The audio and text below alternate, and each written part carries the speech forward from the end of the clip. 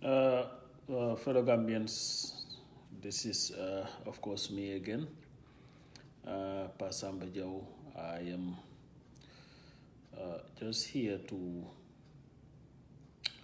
give what I believe is a response to the recent statements made by our President, Adama Barrow, when he addressed Gambians who went to visit him at the State House. Everybody is absolutely worried, and for the right reason, by the utterances of the president, a president who was elected to lead a transition government that would usher in a new democratic dispensation. Because for 22 years, we all know what we went through under Jammeh's tyrannical rule. So that is why it was really disconcerting to hear the president brag about the powers that he has and to reference Jammeh's blatant and evil abuse of our security forces. That definitely is absolutely unacceptable. And what I believe happened is what Barrow said was a direct threat to our democracy and to our citizens. And that threat must not be taken lightly, because when we voted on December 1st, when Gambians came together to end tyranny, we did it with the utmost determination that never in our lives again will we allow anybody to lord over us, to usurp our power, or to abrogate our rights. And Mr. President, you are no exception to that. We, the Gambian people, will never sit and allow an other dictatorship or rule of fear. And Mr. President, you got it all wrong. When Gambians voted on December 1st, they voted to do away with anything that is fear. Because what we were voting for was for a new beginning in our country. One that would usher in democracy, respect for fundamental rights and freedoms, and unfettered for that matter. Mr. President, you had said that the reason why people were afraid of Yahya Jammeh was because he had the NIA, the police, and the army. But you have the NIA, what do you call it, the ISIS or SIS, the army, the police, and ECOMIG. So you are more powerful. Who are you trying to fool, Mr. President? Or who is fooling you, for that matter? Mr. President, first of all, the army, the police, the SIS do not belong to you.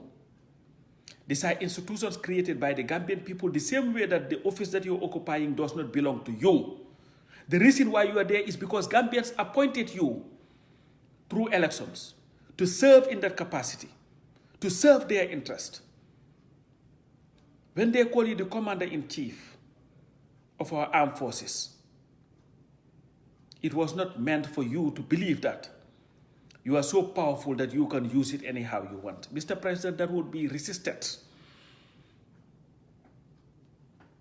massively. And ECOMIG. ECOMIG is not there for Adama Barrow. ECOMIG is there for the Gambian people, because the reason why ECOMIG was brought into the Gambia was so that the will of the Gambian people will not be subverted by Yahya Jammeh. So it would have been there in spite of you, Mr. President. And you must understand too, Barrow, I know you hate it. Your presidency is accidental. Because if situations had gone the way that they were supposed to go, and Adama Barrow would not have been nominated as the presidential candidate of the UDP. But we accept that. That's fine. You became lucky. accidentally became the president of the Gambia, who was giving a mandate to lead a transition government. How telling is it that a government that just issued a report that was written by a commission established by your office because 3 Gambians were murdered, killed in cold blood by the security forces. They issued a report together with a white paper talking about how they would work to avert such a reoccurrence. Only to have the president, the same president that commissioned in this place, that accepted the report, that said that we needed to have a white paper, to turn around and tell the Gambian people that I have the police, I have the military, I have the SIS, and I also have the economic, so I am powerful. So meaning Gambians have all rights to doubt your sincerity when it comes to bringing about the genuine democratic change that we fought for.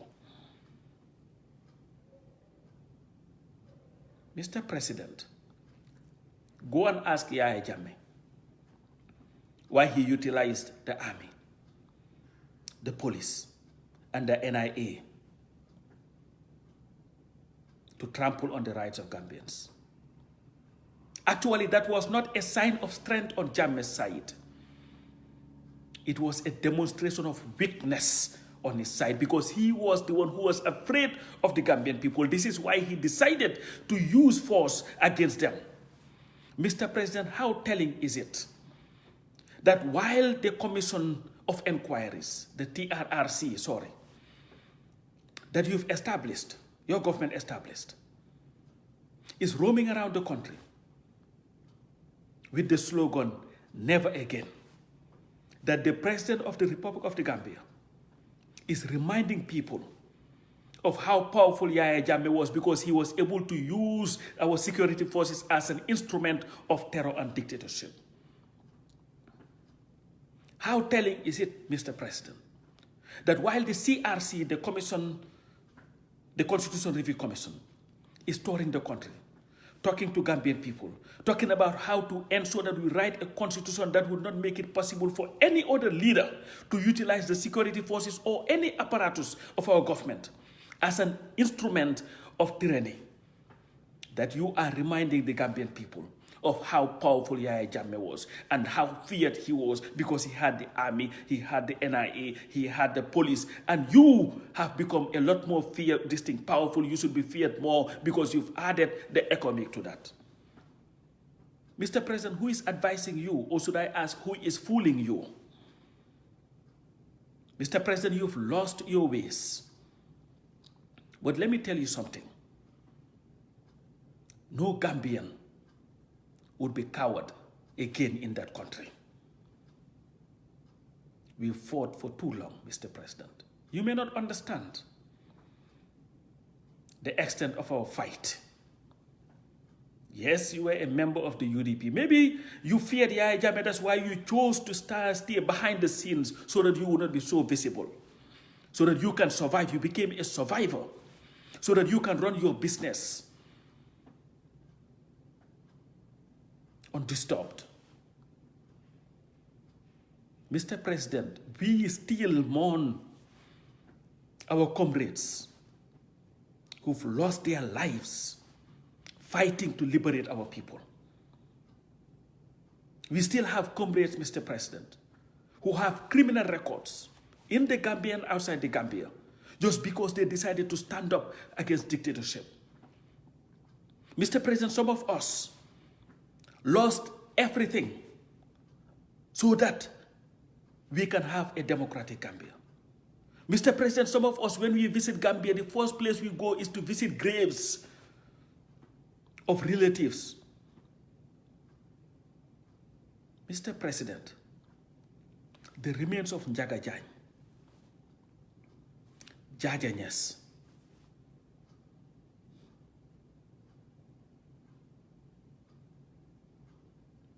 Solo Sende, Sane, they are still not released to their families. And these people were killed by the forces that you believe Yahya Jammeh utilized to show his strength. Their parents are still, and families are still sitting, wondering when will they ever have the chance to give these people, these gallant soldiers, the proper burial that they should have. For you to come out and want to use Jammeh's abuse of our security forces as a demonstration of strength, to glorify the fearfulness of Gambians against tyranny. What has gotten into you, Mr. President? Who would have thought that just less than 2 years after you were sworn into office, after all of us, including yourself, had campaigned in every nook and cranny of this world, telling the Gambian people never in our lives again will we have a government that would come and utilize our security forces against the Gambian people, that you would wake up, get so happy, eat your Benatin or Supakanja or whatever you ate, and decide that you will stand in front of the Gambian people and disrespect us like that, telling us that, you know what, you have the powers, you should be feared because you are more powerful than Yahya Jammeh. Yahya Jammeh was a coward, Mr. President, if I should tell you that. Yahya Jammeh was not feared. Yahya Jammeh was a coward. He was a tin pot tyrant. And we, the Gambian people, I don't know of anyone, and I've said this when you were elected into office, that we will not rest until we have a Gambia that is free of any form and all types of dictatorships. Any. That we will not tolerate anybody to lord over us again, ever in that country. Your political ambitions are your political ambitions. But don't you ever think that you can scare us, Mr. President. If there is anybody who is scared, I believe it's you. Because what you've said on that day is a demonstration of somebody who has lost his way, somebody who is scared of the people. What are you scared of? That's the question you need to ask yourself. But of course, what do we expect, or what should we expect from a man who has abandoned every agreement that he's made with his peers and start hobnobbing with the same people who cheerlead Jammeh's killing of innocent Gambians? How insensitive of you, Mr. President, to stand before a whole nation, telling them how powerful the NIA was, and now that they are under you, that you should be feared. What do you think Solo Sendeng's family must be feeling? Hearing the president, who was in the same party with Solo Sendeng, using the NIA as a reference point for strength, the same NIA that murdered Solo Sendeng. What about Femi Peters' family, who was tortured so badly that he ended up losing his life? Of course, you do not care because you didn't even bother to go to his funeral, even though he served you as an ambassador. What about the CDA Sanyangs, some of the pioneers of the UDP, who were tortured, beaten badly, that they had to succumb to those brutalities? What about the single Nyasis of the world? What about everybody who has been murdered by Jammeh's security forces, whether it was the NIA or the PIU or the military?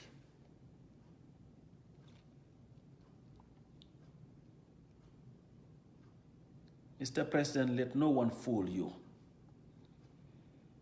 The Gambia of 22 years of Jammeh's tyranny, we will never go back to that Gambia again, irrespective of what your plans are or what you think.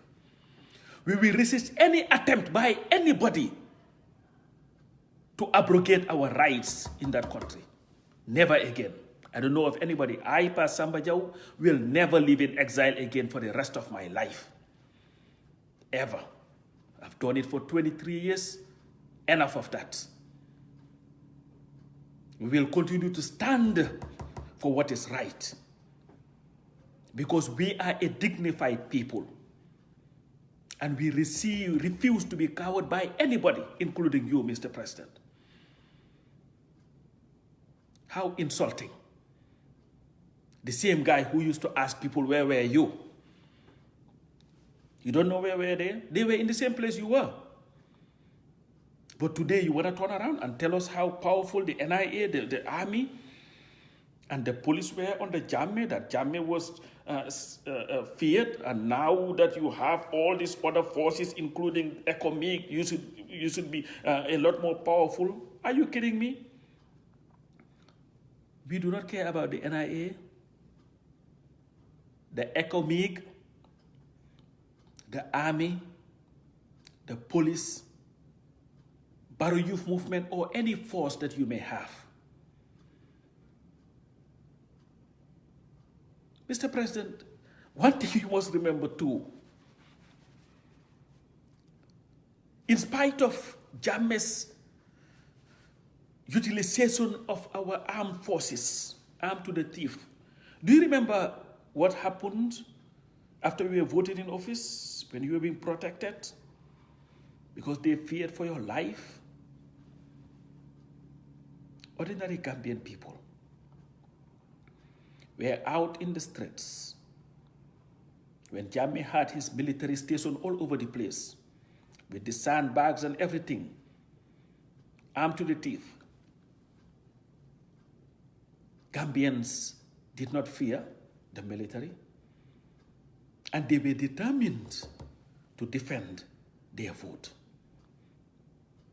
While the military looked on with their guns and everything, Gambians went and brought down everything that was Yahya Jammeh, his pictures, his placards, and all these foolish things that he had hanging. Did you forget that, Mr. President? You might have. While you were being protected somewhere, Gambians were facing the barrels of the guns in the streets. And the only thing that stopped them from storming the State House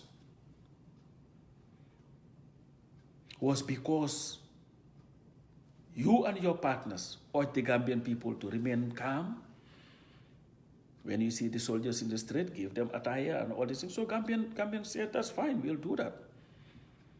So who was scared of Yahya Jammeh?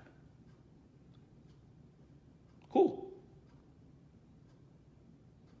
Where were you, Mr. President, 2001, when a UDP militant was killed in Talinding? When the soldiers were there and people stormed the home of Fabakary Tombong Jatta and burned it to ashes. Where were you? Were they scared of him then? Were they scared of Yahya Jammeh and his military forces when he killed 14 students and the students took to the streets and have soldiers running and getting into other homes, hiding from the people?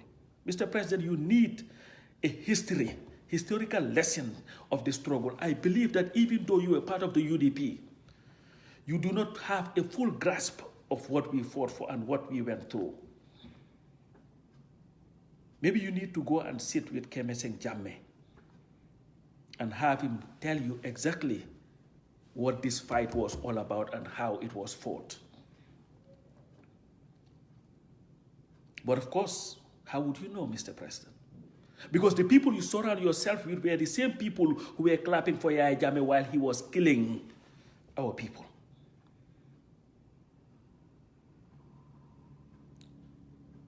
Your TRRC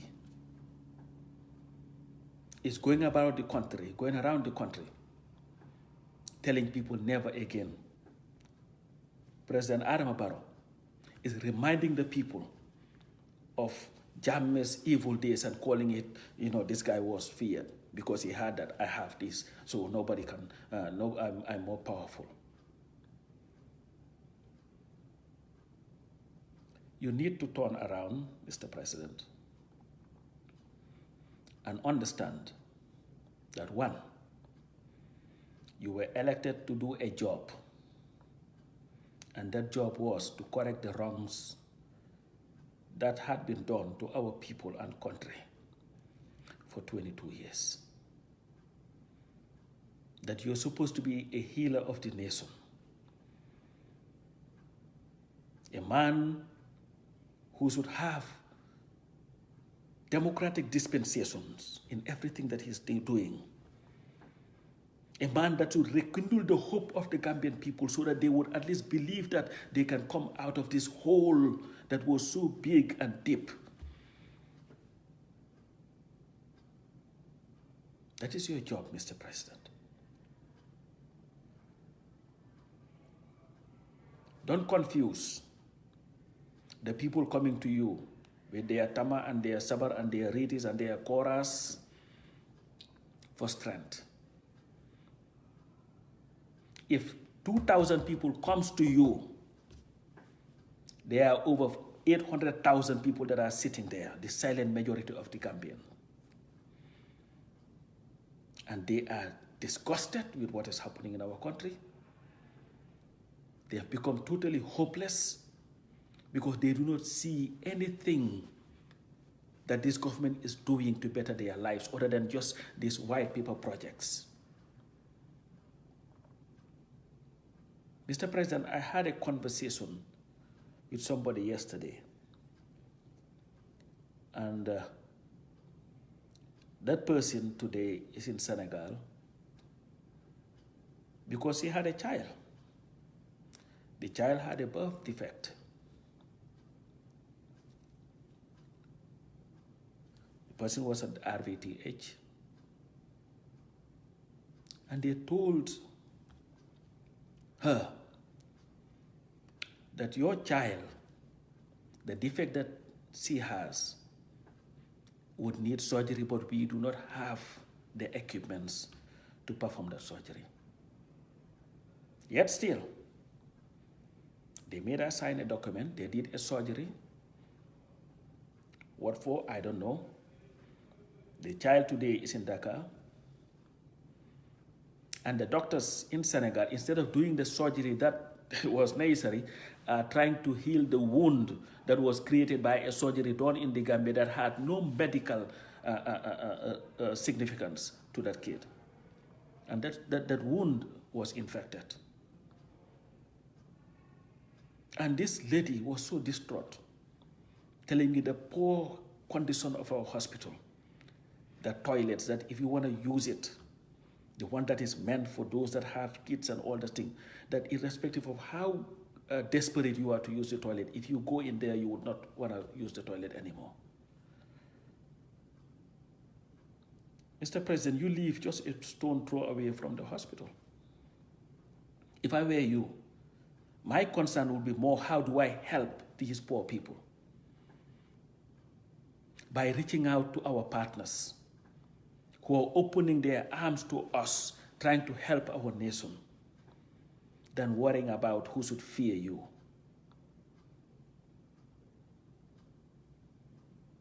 I'll be looking towards helping our young people by creating jobs than worrying about who should fear me. I'll be worrying about the inadequate electricity supply in that country than worrying about who should fear me.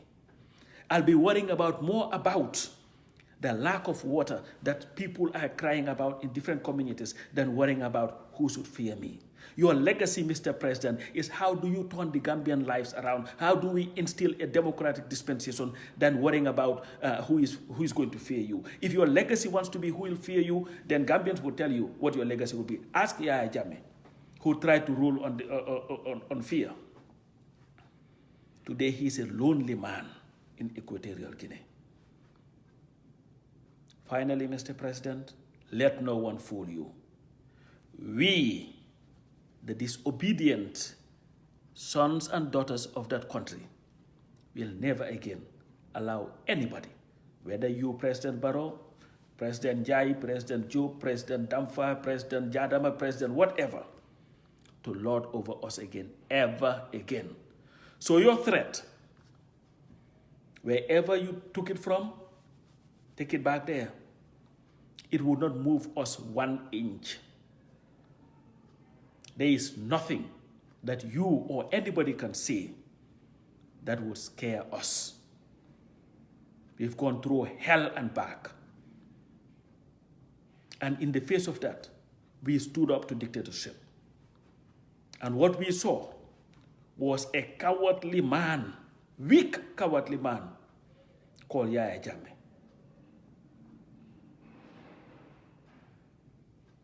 Some of us have resisted the Jawara regime, which was democratic, the Jammeh regime, and will resist yours if you try to do anything that is not in the interest of the Gambian people. You can take that to the bank. And whatever you want to do, use your army, use your NIA, use your NSS, use your whatever, and do whatever you want to do, Mr. President. And maybe I may advise you one thing too. You might as well open your mile to jail. It was meant for people. We will gladly feel it for you. With that, I thank you also very much, and let's keep hope alive, and let's keep speaking out against any form of dictatorship, wherever it comes and looks like it. So with that, thank you guys so very much, and we will win, and we will not be cowered by anybody, whether Yahya Jammeh or Adama Barrow or anybody else who thinks that by scaring people that people will fear you. Come on now. Power belongs to the people, and that power was used to run down Yahya Jammeh, who was a lot more powerful than you, who was a lot more arrogant than you, who was a lot more belligerent than you, who was a lot more willing to use force and kill our people than you. So what? Please. Thank you guys.